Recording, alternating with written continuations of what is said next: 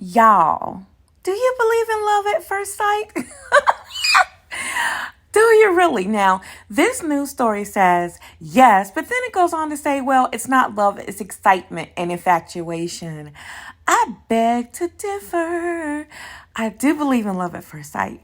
I haven't experienced it before, but my sister and her Sued for us, husband and I'm made me really believe in interested. love What at did you first find sight. out? So I know it Well, exists. So it's what about fascinating. y'all? There's What do you science think? here. Putting a definition on the feeling, of course, is impossible. But it turns out there is a physiological and a biological explanation that we can understand.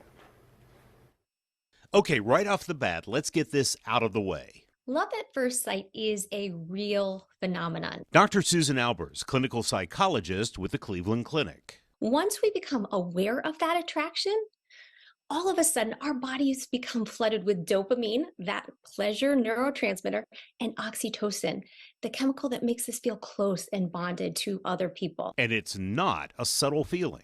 It's like an electric jolt to the body.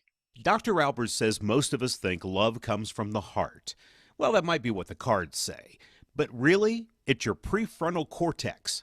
Is the part of the brain that makes decisions.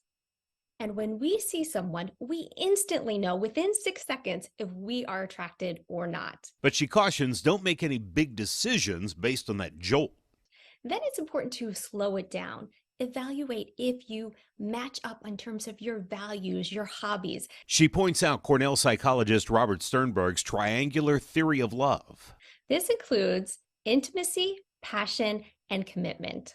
Love at first sight is only one aspect of this triangle, passion. So before you're swept away by this love at first sight, Dr. Albers says, remember, it could be Infatuation and attraction may be a more accurate term to describe this phenomenon.